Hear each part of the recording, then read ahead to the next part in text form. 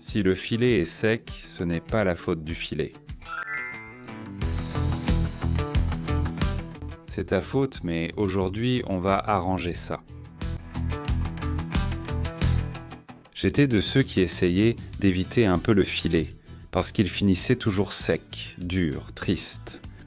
Jusqu'à ce que je découvre ça. Et si tu peux choisir la pièce, ce n'est pas un filet ordinaire, c'est de l'échine de porc. Plus de gras, plus de jus, plus de plaisir. Et ici, je vais te laisser les ingrédients écrits et détaillés pour que tu puisses mettre la vidéo en pause et prendre des notes, ce qui te facilitera la tâche. Maintenant, il s'agit de couper ton beau morceau de longe en gros dés bien larges, de bons gros morceaux. Fais-le comme ça, en coupant des bandes épaisses, et ainsi tu contrôles la taille que tu veux, pour que ce soit de grosses bouchées.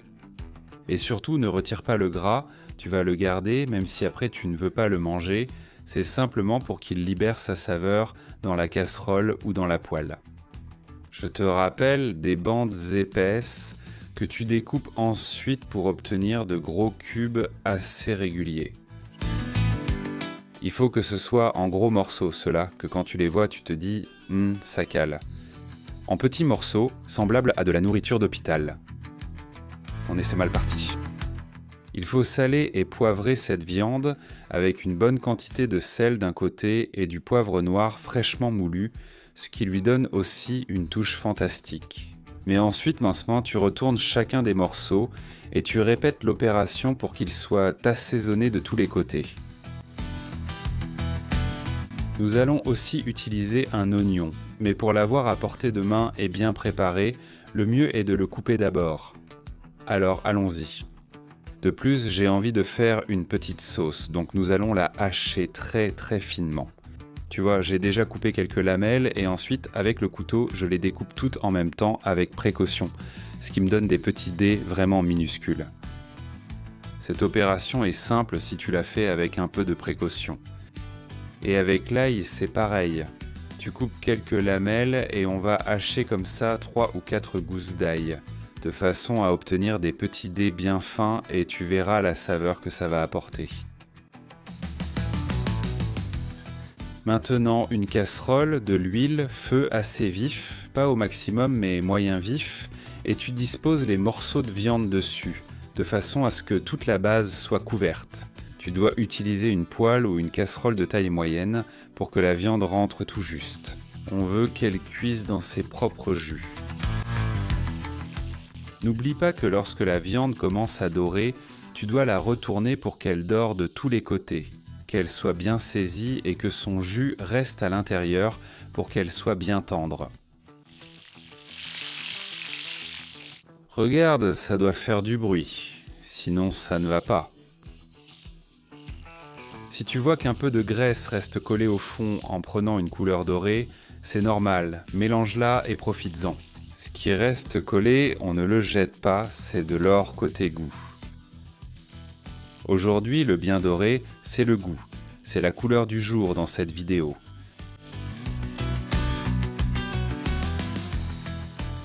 Maintenant qu'elle est complètement saisie, tu retires du feu et tu la mets dans une assiette creuse que tu auras préparée à côté pour tout faire très rapidement. Dépose toute la viande mais garde l'huile et le jus si tu peux.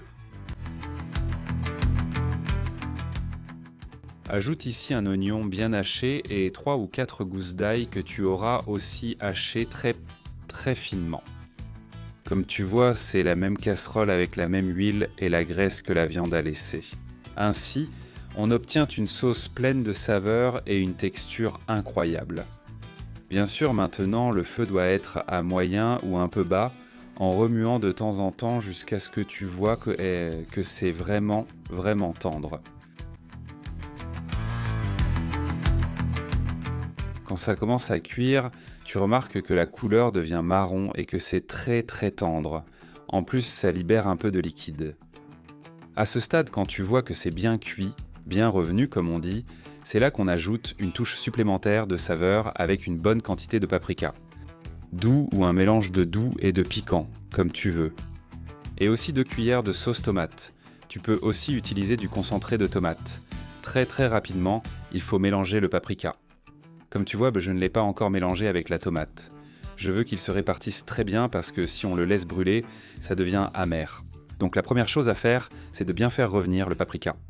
Quelques secondes plus tard, tu ajoutes la tomate et tu laisses comme ça, en remuant un peu, à cuire pendant 2 petites minutes.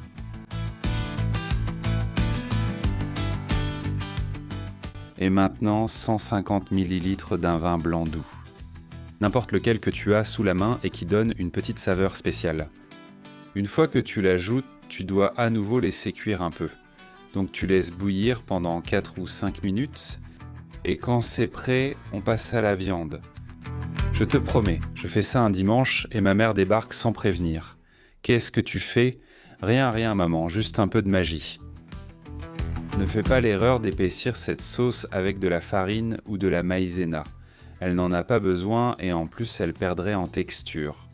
Simplement comme ça tu prends la viande, tu l'ajoutes et ce qu'il te reste de jus ou de gras dans l'assiette, tu le mets aussi. Chaque saveur compte. Une fois que tu as tout ça, tu vas ajouter une tasse de bouillon de viande. Si tu n'en as pas, une tasse d'eau et un petit cube de bouillon de viande feront l'affaire. Tu remues un peu pour bien répartir les saveurs. Tu mets le tout à feu moyen et tu couvres pendant 25 ou 30 minutes. Le feu doit être doux. Et ne commence pas à remuer. Ne le touche pas comme un fou.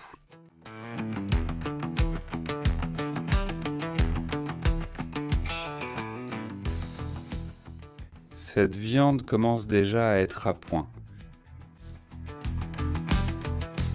Et maintenant, c'est là que la magie opère et que les gens font des bêtises. D'accord, moment de vérité. Maintenant, si on ajoute la touche finale, une demi-cuillère de beurre va donner un goût incroyable à la sauce. C'est facultatif, mais ça donne un petit goût en plus et une belle brillance.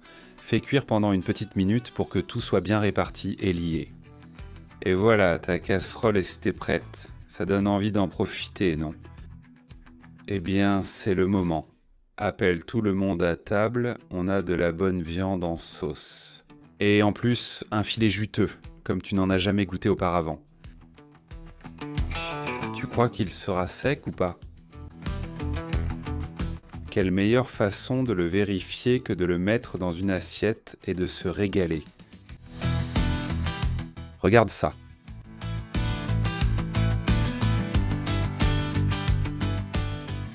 Voir cette petite sauce glisser sur la viande, c'est un moment presque hypnotique.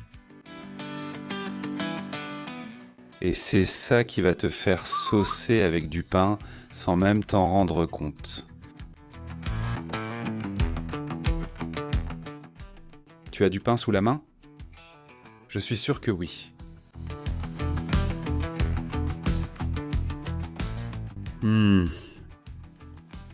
C'est un autre niveau. C'est délicieux. Je crois que c'est même illégal. Oh là là ! Attention, tu commences par le mettre comme ça et tu finis sans pain. Une viande que tu n'as même pas besoin de couper, elle s'effiloche toute seule. Et maintenant, dis-moi, c'est le filet qui est sec ou c'est nous ?